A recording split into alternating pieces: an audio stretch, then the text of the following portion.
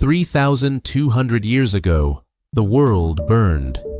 Not one city, not one kingdom, but every great power around the Mediterranean, falling within a single lifetime. It was the closest humanity ever came to losing civilization itself, and we still argue about what caused it.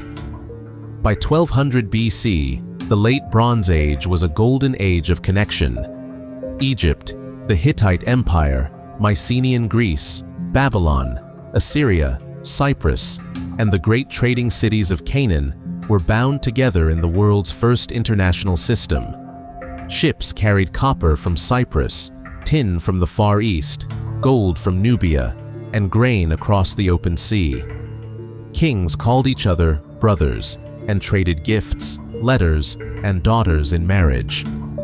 To forge a single bronze sword, you needed metals from regions thousands of miles apart.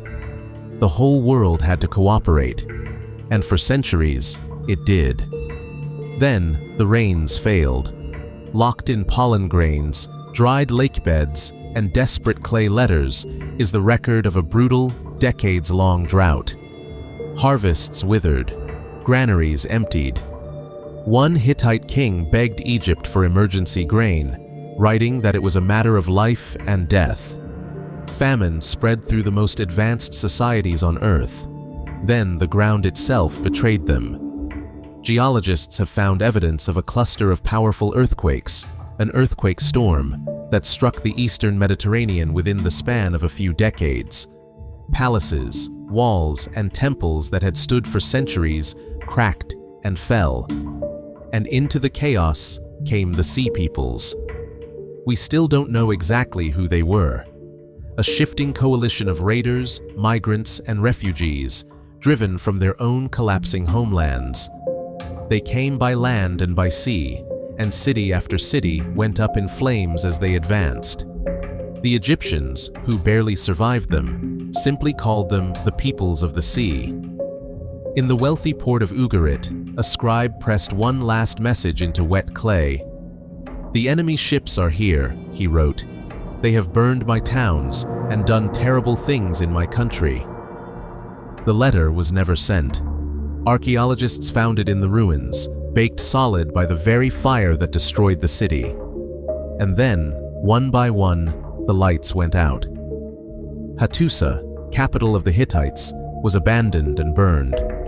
The palaces of Mycenae were destroyed and never rebuilt.